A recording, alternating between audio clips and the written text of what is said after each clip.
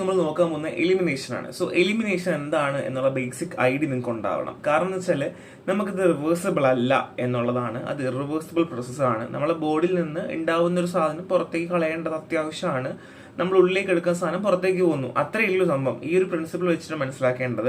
So onset pharmacological response depending upon to pharmacokinetic process. So drug absorption, drug distribution, and the duration and intensity of drug depending upon tissue redistribution of the drug and rate of drug removal from the body site of an action. അത് ഞാൻ already പറഞ്ഞതുപോലെ നമ്മുടെ pharmacological response, അതായത് നമ്മുടെ ബോഡിയിലേക്ക് drug absorb ചെയ്യുന്നു, distribute ചെയ്യുന്നു, അതിനുശേഷം ബോഡിയിലേക്ക് ഫുൾ റീഡിസ്ട്രിബ്യൂട്ട് ആയതിനു ശേഷം നമ്മളെ ബോഡിയിൽ നിന്ന് ഡ്രഗ് റിമൂവ് ചെയ്യുന്ന രീതിയാണ് എലിമിനേഷൻ എന്ന് പറയുന്നത്. സോ നിങ്ങൾക്ക് ബേസിക്കലി ഒന്നെങ്കിൽ ഇൻട്രൊഡക്ഷൻ എഴുതാം, ഇല്ലെങ്കിൽ ഇതുപോലെ സബ് ആയിട്ട് ബ്രേക്ക് ഡൗൺ ചെയ്തു എഴുതാം. സോ എലിമിനേഷൻ എന്ന് പറഞ്ഞൊരു മേജർ പ്രോസസ്സാണ്. നമ്മുടെ ബോഡിയിൽ നിന്ന് ഡ്രഗ് അതിന്റെ ആക്ഷനെ ടെർമിനേറ്റ് ചെയ്തതിനു ശേഷം പുറത്തേക്ക് പോകുന്ന പരിപാടിയാണ്. And it's an irreversible loss of drug ആണ്. നിർബന്ധമായിട്ടും ശ്രദ്ധിക്കുക. ഞാനത് ഇത്രയും ബോർഡർ ലൈനിൽ കൊടുക്കാനുള്ള കാരണം മിക്കവാറും ആൾക്കാർ റിവേഴ്സിബിൾ ആയിട്ട് എഴുതാറുണ്ട്. ഞങ്ങളൊക്കെ മിസ് പഠിപ്പിക്കുന്ന സമയത്ത് പറഞ്ഞിട്ടുണ്ട്, നിങ്ങൾ ഒരിക്കലും റിവേഴ്സിബിൾ എന്ന് എഴുതരുത്. മിക്കവാറും ആൾക്കാർ ഡെഫിനേഷൻ എഴുതി വരുമ്പോൾ റിവേഴ്സിബിൾ ആവുകയും ചെയ്യും. സോ എലിമിനേഷൻ രണ്ട് തരത്തിൽ അടക്കുക. ഒന്ന് മെറ്റാബോളിസം അല്ലെങ്കിൽ ബയോ ട്രാൻസ്ഫോർമേഷൻ, രണ്ട് എക്സ്ക്രീഷൻ എന്ന രീതിയിലാണ്. അത് എന്തൊക്കെയാണെന്ന് നമുക്ക് നോക്കാം. സോ ബയോ ട്രാൻസ്ഫോർമേഷൻ എന്ന് പറഞ്ഞാൽ കെമിക്കൽ കൺവേർഷൻ ആണ് എന്നുള്ളതാണ്. ഒന്നിൽ നിന്ന് മറ്റൊന്നിലേക്ക് കൺവേർട്ട് ചെയ്യുക എന്നുള്ളതാണ്. അതിന് നമ്മൾ എന്താ പറയുക, മെറ്റാബോളിസം എന്നും പറയാറുണ്ട്. ആൻഡ് ഇത് എൻസൈമാറ്റിക്കലി ആണ് നമ്മളെ ബോഡി നടക്കാറുള്ളത്. And excluding chemical instability of a drug within the body. So normally pharmacological inactivation of drug എന്ന് പറയുന്നത്, ലൈക്ക് ഒന്ന് ശ്രദ്ധിക്കുക, ഇവിടെ നമ്മൾ എലിമിനേഷൻ പറയുന്നുണ്ടെങ്കിലും അല്ലെങ്കിൽ അതിൽ ബയോ ട്രാൻസ്ഫോർമേഷൻ അല്ലെങ്കിൽ എക്സ്ക്രീഷൻ അല്ലെങ്കിൽ എന്നൊക്കെ പറയുന്ന സമയത്ത് ഇതിനകത്തുനിന്ന് ക്വസ്റ്റ്യൻസ് ഒരുപാട് രീതിയിൽ വരും, അല്ലെങ്കിൽ കൺഫ്യൂഷൻ ആയി നിങ്ങൾക്ക് പോകാനുള്ള ചാൻസ് ഉണ്ട്. അപ്പോൾ അതുകൊണ്ട് ഓരോ പോയിന്റും ആ രീതി തന്നെ ശ്രദ്ധിച്ചു പോവുക. So normally result in pharmacological inactivation of drug. So basically drug inactive ആയിട്ട് അത് എലിമിനേറ്റ് ആവുകയാണല്ലോ ചെയ്യുന്നത്, forming metabolites with little no or activity. അപ്പം ഇത് ഫാർമക്കോളജിക്കൽ ഇനാക്റ്റീവ് ആവുന്നുണ്ടെങ്കിലും ഒന്നെങ്കിൽ അതിന് കുറച്ച് ആക്ടിവിറ്റി ഇല്ലെങ്കിൽ ആക്ടിവിറ്റി ഉണ്ടാവില്ല എന്നുള്ളതാണ്. സംടൈം ഈ മെറ്റബോളൈറ്റ്സ് വിത്ത് ഈക്വൽ ആക്ടിവിറ്റി, ചില സമയത്ത് ഈക്വൽ ആക്ടിവിറ്റി ഉള്ള ഒരു മെറ്റബോളൈറ്റ് ഈൽഡ് ചെയ്യാറുമുണ്ട് എന്നുള്ളതാണ്. So rarely lead to toxicological activation. ചില സമയത്ത് ടോക്സിക്കോളജിക്കലി ആക്ടിവേറ്റ് ചെയ്യാറുണ്ട്. ഇപ്പം ഞാൻ പറയുന്നത് ബയോ ട്രാൻസ്ഫോർമേഷൻ ആണ് കേട്ടോ. കെമിക്കൽ കൺവേർഷൻ ആണ് എൻസൈം കൊണ്ട് നടക്കുക. നോർമലി ഫാർമക്കോളജിക്കൽ ഇനാക്റ്റീവ് ആയിട്ടുള്ള ഡ്രഗുകൾ എന്ത് ചെയ്യുന്നു, forming metabolites with little or no activity. ഈ ബയോ ട്രാൻസ്ഫോർമേഷൻ വഴിയിട്ട് ചില സമയത്ത് ഈക്വലി ആക്റ്റീവായ മെറ്റബോളൈറ്റ്സ് കിട്ടാറുണ്ട്. ആൻഡ് ടോക്സിക്കോളജിക്കൽ ആക്ടിവേഷൻ നടക്കാറുണ്ട്. അത് ചിലപ്പോൾ നടക്കുക. അത് 2-3 പോയിന്റ്സ് ആണ്. So next one is pro drug. അറിഞ്ഞിരിക്കേണ്ട കാര്യമാണ് depending on bio transformation of activation. So ഇപ്പോൾ എക്സാമ്പിൾ എൻലാപ്പൽ കൊടുക്കുവാണെങ്കിൽ എൻലാപ്രലേറ്റ് ആയിട്ട് മാറുകയാണ് ചെയ്യുക. അതായത് ഇപ്പോൾ ഇനാക്റ്റീവ് ആയിട്ട് ഡ്രഗ് ആയിരിക്കും, ബോഡിയിൽ ബയോ ട്രാൻസ്ഫോർമേഷൻ നടക്കുമ്പോഴത്തേക്കും ഇത് ആക്റ്റീവ് ആയിട്ട് മാറുകയാണ് ചെയ്യുന്നത്, കൺവേർഷൻ ആണ്. പിന്നെ ഡ്രഗ് മെറ്റാബോളൈസിങ് ഓർഗൻ ആണ്. നമുക്ക് പ്രൈമറി ലിവർ ആണുള്ളത്, അവിടെ തന്നെ ഒരുപാട് എൻസൈംസ് അവൈലബിൾ ആണ്. ആൻഡ് എക്സ്ട്രാ ഹെപ്പാരൻ metabolism is one of the minor important as these organ have low level of metabolising enzyme. So എന്താണ് എക്സ്ട്രാ ഹെപ്പാറ്റിക് മെറ്റബോളിസം അല്ലെങ്കിൽ മെറ്റബോളിസം ഇൻ അതർ ഓർഗൻസ്. ഇപ്പം ലിവർ അല്ലാതെ വരുന്ന മറ്റുള്ള ഓർഗൻസുകളിലൊക്കെ മൈനർ ഇമ്പോർട്ടൻസ് ആണ്, പക്ഷെ ബേസിക് ഇമ്പോർട്ടൻസ് എവിടെയാണ്, ലിവർ ആണ്. അപ്പൊ നെക്സ്റ്റ് എക്സ്ട്രാ ഹെപ്പാറ്റിക് മെറ്റബോളിസം എന്ന് പറഞ്ഞാൽ മനസ്സിലാക്കിക്കോളാം അതെന്താണ്, അതർ ദാൻ ലിവർ ആണെന്നുള്ളത് മനസ്സിലാക്കിക്കോളാം. ഡ്രഗ് മെറ്റബോളൈസിങ് എബിലിറ്റി എന്ന് പറയുന്നത് ലിവർ കഴിഞ്ഞ് പിന്നെ ലങ്സ് കഴിഞ്ഞ് kidney and intestine, placenta, adrenals and skin. ഈ രീതിയിലാണ് ഇത് മാറിക്കൊണ്ടേ ഇരിക്കുന്നത്. അപ്പോൾ ഒന്നുമില്ല, കെമിക്കൽ കൺവേർഷൻ ആണ് by using enzymes. Next one is drug metabolising enzyme ആണ്. മൈക്രോസോമൽ എൻസൈംസ് ഉണ്ട്. ഇവരാണ് കൂടുതലായിട്ട് മെറ്റബോളിസം നമ്മൾ ഹെൽപ്പ് ചെയ്യാറുള്ളത്. എൻഡോപ്ലാസ്മിക് റെക്ടിക്കുലത്തിലാണ് ഉണ്ടാവുക. എവിടെ, ലിവർ സെൽസിൽ. ഇവിടെ oxidation, reduction, hydrolytic and glucuronidation reaction എന്ന് പറഞ്ഞിട്ട് ഫർദർലി ഡിവൈഡ് ചെയ്ത് പോകാറുണ്ട്. And next one is non microsomal enzyme ആണ്. ഇത് സൈറ്റോപ്ലാസ്റ്റിലോ മൈറ്റോകോൺട്രിയത്തിലാണ് ഉണ്ടാവുക. ഇത് എൻഡോപ്ലാസ്മിക് റെക്ടിക്കുലത്തിൽ ഉണ്ടാവാറില്ല. Oxidation, reduction, hydrolysis and conjugate reaction except glucuronidation ഒഴികെ ബാക്കി എല്ലാ റിയാക്ഷനും ഇവിടെ നടക്കാറുണ്ട് നോൺ മൈക്രോസോമൽ എൻസൈംസ് നടക്കാറുണ്ട്. അപ്പൊ ഇതൊക്കെ നമ്മുടെ phase 1 phase 2 റിയാക്ഷൻ ഒക്കെ കുറച്ച് നിങ്ങൾ പഠിച്ചു വെക്കുക. അങ്ങനെ phase 1 phase 2 എടുത്ത് ചോദിക്കത്തില്ല, എന്നാലും ബയോ ട്രാൻസ്മിഷൻ ചോദിക്കുമ്പോഴത്തേക്കും ചിലപ്പോൾ എഴുതേണ്ടി ഇത് ഇത്ര ഈ ഓർഡർ തന്നെ എഴുതി പോകേണ്ടി വരും കേട്ടോ. So next one is phase one reaction ആണ്. അതിൽ തന്നെ oxidation, reduction, hydrolysis, introduction, unmask polar functional group OH, NH2SH. So basically അറിയാലോ പോളാർ ഫങ്ഷണൽ ഗ്രൂപ്പ്സ് ആണ്. And increase hydrophilicity making the drug more susceptible to phase 2 reaction. So phase 1 നിന്ന് face 2 റിയാക്ഷനിലേക്ക് lead ചെയ്യുവാണ് ചെയ്യുക. And hydrophilicity കൂട്ടുവാണ് ചെയ്യുക. Oxidation, reduction and hydrolysis ആണ്, മറന്നു പോകരുത്. ഇത് കൂടുതൽ നിങ്ങൾ ഓൾറെഡി ഫാർമക്കോളജിലൊക്കെ ഇതിന് മുന്നേ പഠിച്ചിട്ടുണ്ടാവും, മെഡിസിൻ കെമിസ്ട്രിയിലും ഒക്കെ. അപ്പോൾ ഞാൻ ഫർദർലി എക്സ്പ്ലെയിൻ ചെയ്യുന്നില്ല. ആൻഡ് ഫേസ് 2 റിയാക്ഷൻ ആണെങ്കിൽ കോവാലന്റ് അറ്റാച്ച്മെന്റ് ആണ് അല്ലെ, or smaller polar drugs to the drug, or it is phase 1 metabolites. ഒന്നെങ്കിൽ ഫേസ് 1 മെറ്റബോളൈറ്റ്സോ അല്ലെങ്കിൽ കോവാലന്റ് അറ്റാച്ച്മെന്റോ സ്മോൾ പോളർ മോളിക്യൂൾസ് ആയിരിക്കും. ഗ്ലൂക്കോണിക് ആസിഡ്, സൾഫേറ്റ്, ഗ്ലൈസിൻ ഒക്കെയാണ് എക്സാമ്പിൾ വരിക. And form highly water soluble conjugate. അങ്ങനെ ഹൈലി വാട്ടർ സോലബിൾ കോൺജുഗേറ്റ് ഉണ്ടാവുകയും അങ്ങനെ റീനൽ അല്ലെങ്കിൽ ബൈലറി എക്സ്ക്രീഷൻ ഉണ്ടാകുന്നു എന്നുള്ളതാണ് കേട്ടോ. Covalent attachment of small polar molecules to the drug or its phase 1 metabolites forming high water soluble conjugate. ഒന്നെങ്കിൽ small polar മോളിക്യൂൾസിലോ അല്ലെങ്കിൽ ഫേസ് 1 മെറ്റബോളൈറ്റ്സിലെ കോവാലന്റ് അറ്റാച്ച്മെന്റ് ആണ്, മറന്നു പോകരുത്. High water soluble conjugates facilitating renal or biliary excretion. So phase 2 എത്തിയപ്പോൾ നമ്മുടെ excretion നടന്നു കേട്ടോ. So renal excretion of drug അറിയാലോ ഓൾറെഡി. എന്താണ് റീനൽ എക്സ്ക്രീഷൻ? എന്താണ് excretion through kidney. So some of the drug like gentamicin are exclusively eliminated by renal route. So gentamicin പോലെ drug ഒക്കെ എവിടെയാണ്? റീനൽ റൂട്ടിലൂടെയാണ് കടന്നു പോകുന്നത്. Drug excreting in urines are water soluble, non volatile, small size, soluble, slowly metabolise. So renal എക്സ്ക്രീഷനിലൂടെ നടക്കുന്ന ഡ്രഗുകളാണ് water soluble ആയിരിക്കും, നോൺ വോളറ്റൈൽ ആയിരിക്കും, സ്മോൾ സൈസ്ഡ് ആയിരിക്കും, less than 500 DA and slowly metabolised. അപ്പോൾ ഈ ഒരു കാര്യം നിങ്ങൾ ഒരിക്കലും മറന്നു പോകരുത്. നിങ്ങളുടെ കോമ്പറ്റേറ്റീവ് എക്സാംസിലൊക്കെ മിക്കവാറും ഒക്കെ ചോദിച്ച് ഇത് എപ്പോഴും കാണാറുള്ള കാര്യമാണ്. അപ്പോൾ മിക്കവാറും ആൾക്കാരൊക്കെ തെറ്റിക്കും. So nephron function unit of kidney. നമുക്ക് നെഫ്രോൺസ് എന്താണെന്ന് അറിയാലോ അല്ലേ, നമ്മുടെ കിഡ്നിയുടെ ഫങ്ഷണൽ യൂണിറ്റ് ആണ്. സോ ഇവരാണ് ആക്റ്റീവ്ലി വർക്ക് ചെയ്യുന്നത്, നമുക്ക് ഹെൽപ്പ് ചെയ്യുന്നതും നമ്മുടെ ബാക്കിയുള്ള ഈ എക്സ്ക്രീഷനൊക്കെ ഹെൽപ്പ് ചെയ്യുന്നവരാണ് നെഫ്രോൺസ് ആണ്. ഈച്ച് കിഡ്നിയിൽ 1 മില്യൺ നെഫ്രോൺസുകൾ ഉണ്ട്. ഓരോ കിഡ്നിയിലും 1 മില്യൺ നെഫ്രോൺസ് ഉണ്ട്. പിന്നെയുള്ളത് glomerulus, proximal tubules, loop of Henle, distal tubules and collecting tubules എന്ന രീതിയിൽ നമ്മൾ ക്ലാസിഫൈ ചെയ്യുന്നുണ്ട്. അപ്പം കിഡ്നിനെ പറ്റി വേണമെങ്കിൽ ഒന്ന് പഠിച്ചു വെച്ചോളൂ, അതിനെപ്പറ്റി എഴുതേണ്ട ആവശ്യമില്ല, നമുക്ക് വേറെ ഒരുപാട് എഴുതാനുണ്ട്. And process determining urinary excretion of drug. So നമുക്ക് എക്സ്ക്രീഷൻ നടക്കണമെങ്കിൽ എന്തൊക്കെ ഫാക്ടേഴ്സ് ആണ് നമുക്ക് മെയിൻ ആയിട്ട് ശ്രദ്ധിച്ചിരിക്കേണ്ടത്? ഒന്ന് glomerular filtration, active tubular secretion and tubular reabsorption, active or passive.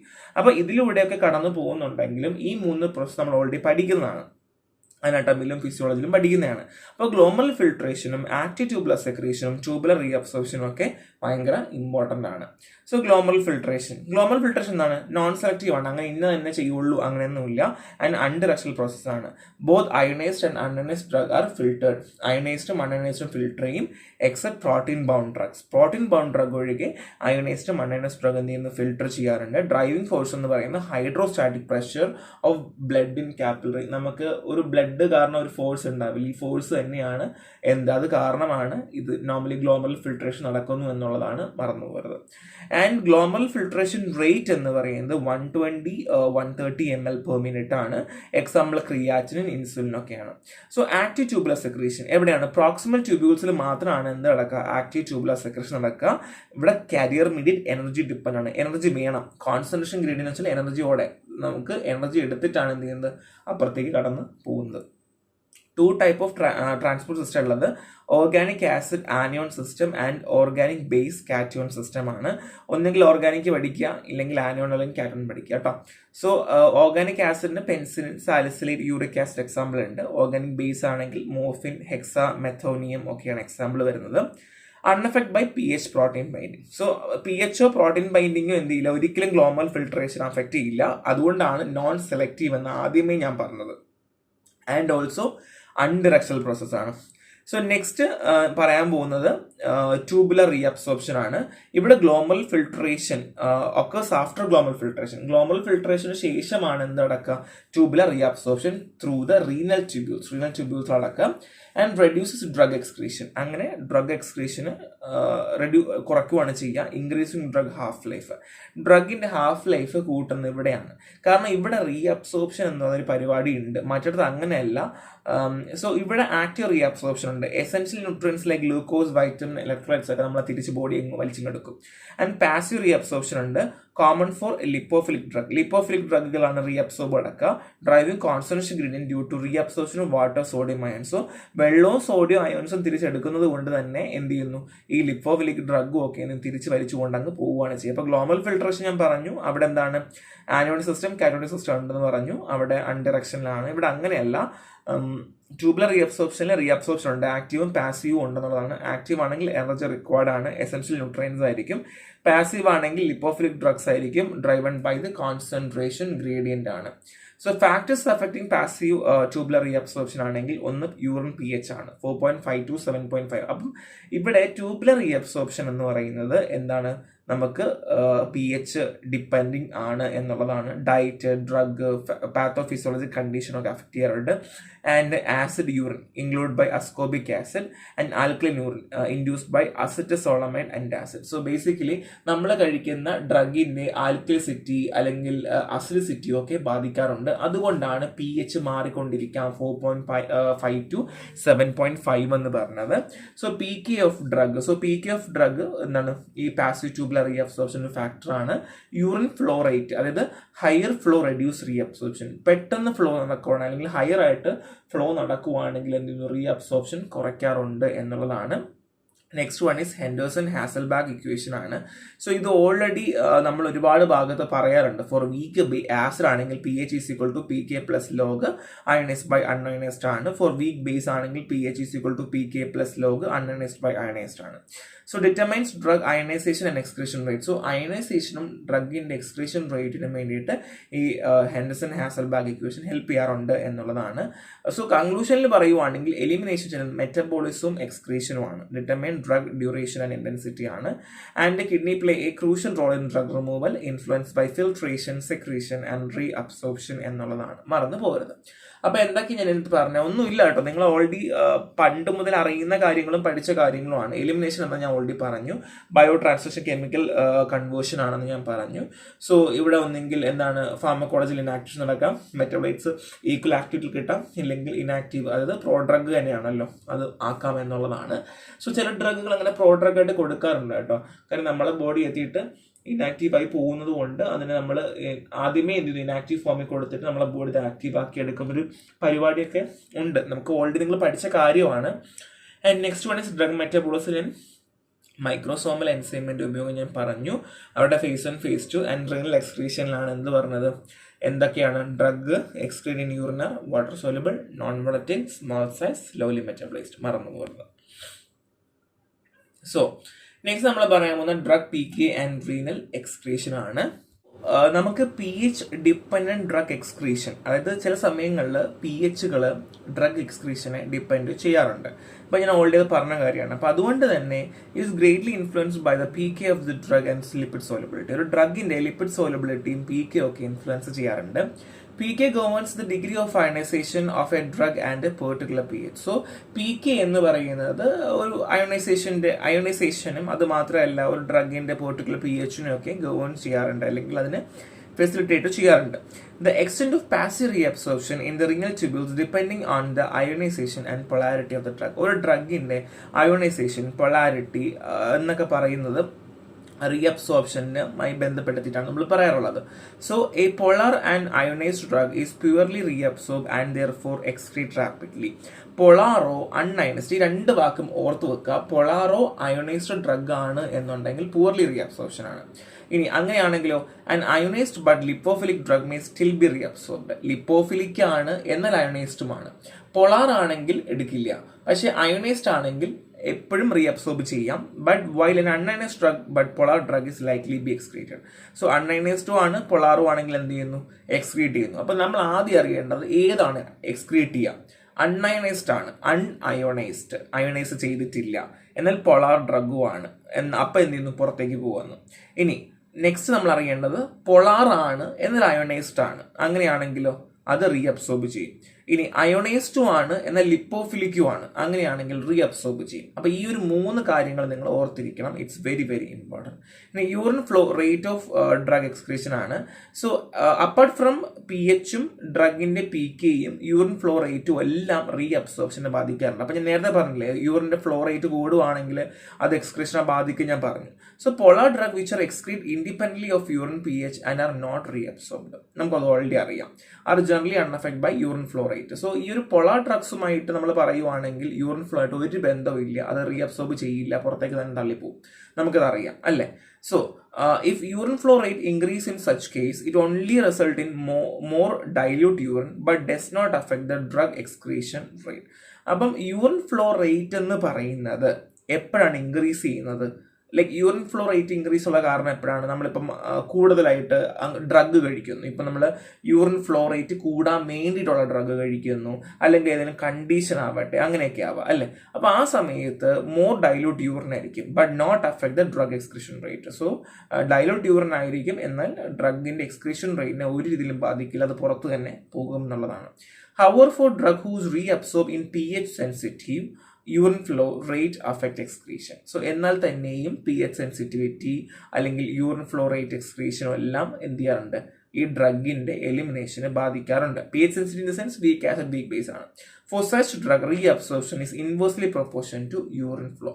അപ്പം നമ്മുടെ ഈ ഒരു യൂറിൻ ഫ്ലോനെ ബാധിക്കുന്നതും എന്നാൽ പി എച്ച് സെൻസിറ്റീവ് ആകുന്ന ഡ്രഗുകളൊക്കെ ഇൻവേഴ്സ്ലി പ്രൊപ്പോർഷനിലാണ്. ഇപ്പം യൂറിൻ ഫ്ലോ ഞാൻ പറഞ്ഞു ഇൻവേഴ്സ്ലി പ്രൊപ്പോർഷൻ ടു റീഅബ്സോർപ്ഷൻ ആണ്. എങ്ങനെ?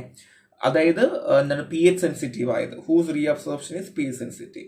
High urine flow gives low reabsorption and faster excretion. High urine flow ആണെങ്കിൽ റീഅബ്സോർപ്ഷൻ നടക്കില്ല എന്നുള്ളതാണ്, ആൻഡ് ഫാസ്റ്റർ എക്സ്ക്രീഷൻ നടക്കുന്നു. എന്തുകൊണ്ട്? ഡൈലൂട്ട് ആയിട്ട് പുറത്തു പോവുകയാണ് ചെയ്യുക. And urine flow rate can be increase by force diuresis, ഞാൻ ഓൾറെഡി പറഞ്ഞതുപോലെ, which is induced by highly fluid intake or diuretic. ഇപ്പോൾ എക്സാമ്പിൾ യൂറിൻ ഫ്ലോ നമുക്ക് എങ്ങനെ കൂട്ടാം? ഇപ്പോൾ ഒരു ഡ്രഗ് നമുക്ക് ഒരാളുടെ ബോഡിയിൽ അബ്സോർബ് ചെയ്യാൻ പാടില്ല, പെട്ടെന്ന് എലിമിനേറ്റ് ചെയ്യണം. ഇപ്പോൾ പോയിസൺ കേസിലൊക്കെയാണ്, അപ്പം ഡോക്ടർമാർ എന്ത് ചെയ്യും? കൂടുതലായിട്ട് അവർ ഡയോറസിസ് കൂട്ടുകയാണ് ചെയ്യുക. അതായത് ഹൈലി ഫ്ലൂയിഡ് ഇൻടേക്ക് കൊടുക്കുക, ഡയോററ്റിക്സ് കൊടുക്കുക, അങ്ങനെയുള്ള പരിപാടി ചെയ്യും.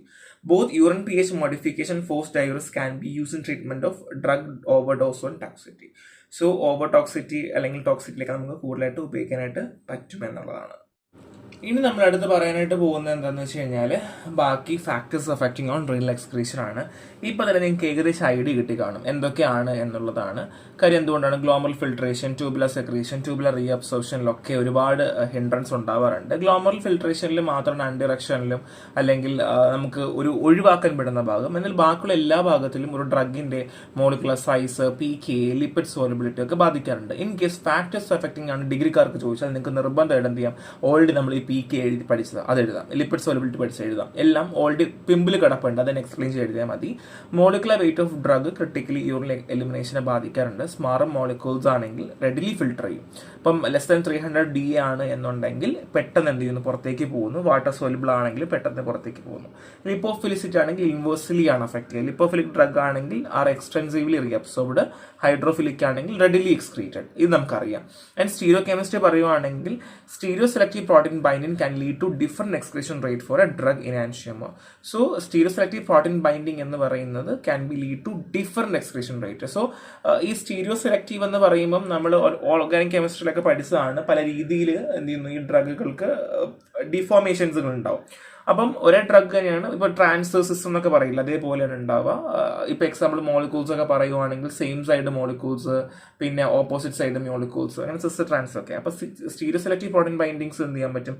Can lead to different excretion rate on the drug enantiomer. അതും കൂടെ ഓർത്തിരിക്കാം. ഇനി plasma drug concentration. So glomerular filtration and reabsorption and directly influence by plasma drug concentration. നമ്മൾ ഓൾറെഡി പഠിച്ച കാര്യമാണ്, നമ്മൾ എപ്പോഴും പഠിച്ചുകൊണ്ടിരുന്ന കാര്യമാണ് എന്ത്? ഈ glomerular filtration and reabsorption directly.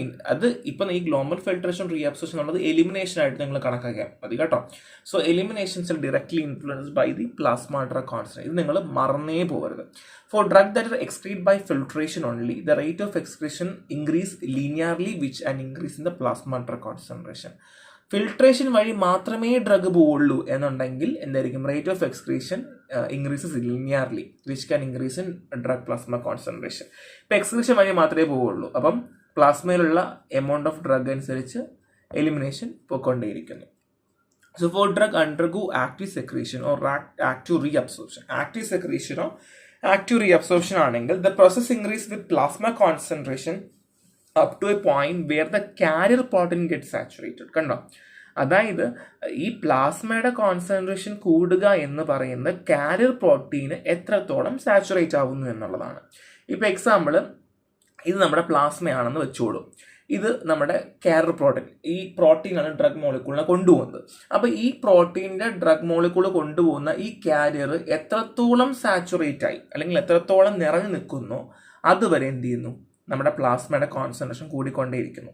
Actively reabsorb drug are minimally excreted and low plasma concentration. Actively reabsorption drugs എന്ത് ചെയ്യുന്നു, മിനിമലി എക്സ്ക്രീറ്റ് ചെയ്തിട്ട് എവിടെ, at low plasma concentration. Low plasma concentration ആണെങ്കിൽ active reabsorption drugs are minimally excreted. Example glucose.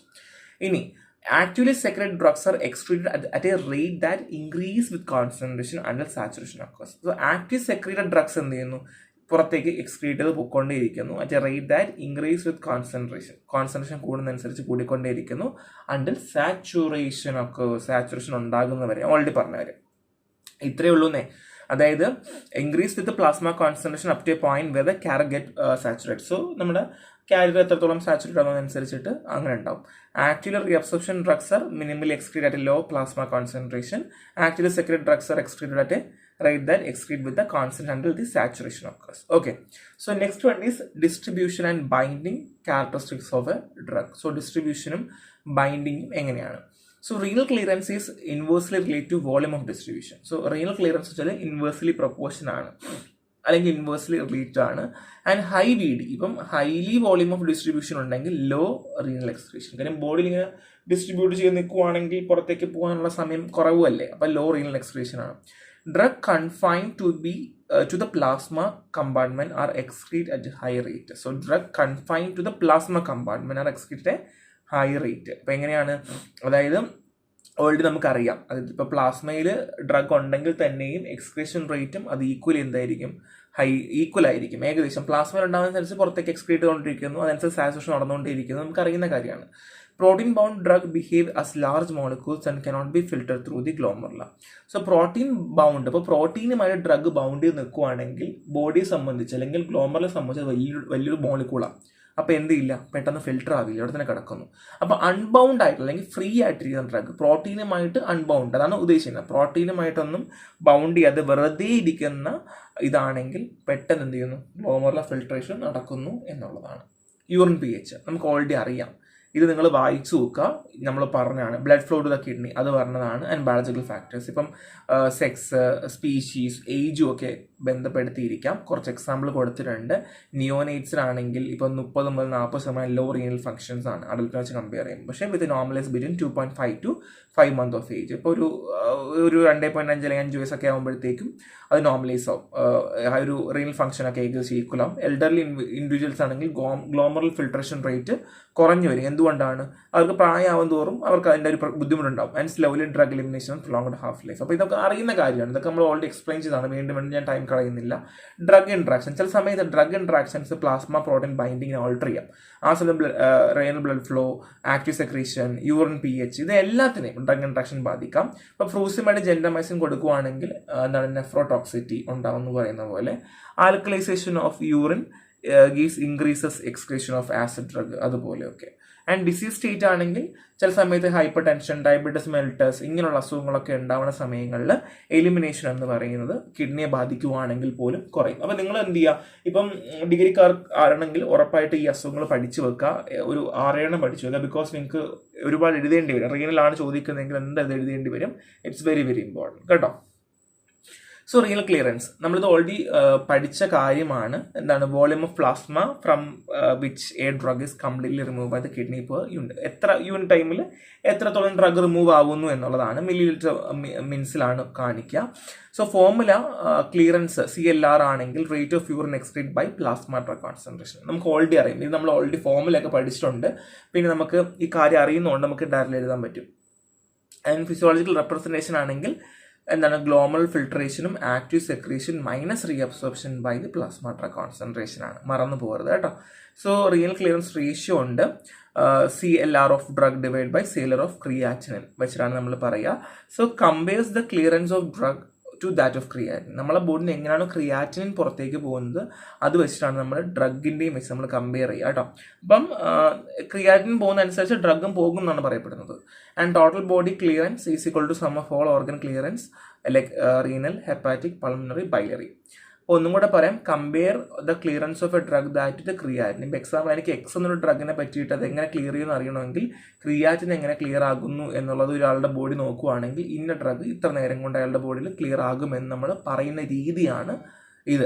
ഇപ്പോൾ basically ചില ആൾക്കാരിലൊക്കെ creatine count നോക്കിയിട്ട് വരണം, എന്നാലേ എന്താണ് സ്കാൻ ചെയ്യുള്ളൂ. ഇഞ്ചക്ഷൻ മരുന്ന് ഡൈ ഇഞ്ചക്ട് ചെയ്തിട്ട് ചെയ്യുന്നവർക്ക് ചെയ്യുള്ളൂ. എന്ന് വെച്ചാൽ ക്രിയാറ്റിൻ്റെ കൗണ്ട് നോക്കും. ക്രിയാറ്റിൻ നോർമലായിട്ട് പോകുന്നുണ്ട്, കുഴപ്പമൊന്നും ഇല്ല എന്നുണ്ടെങ്കിൽ അത് പ്രശ്നമല്ല. ദാറ്റ് മീൻസ് കിഡ്നിയിൽ നിന്ന് പൊക്കോളും, ബോഡിയിൽ നിൽക്കില്ല എന്നാണ് അത് ഉദ്ദേശിക്കുന്നത് കേട്ടോ.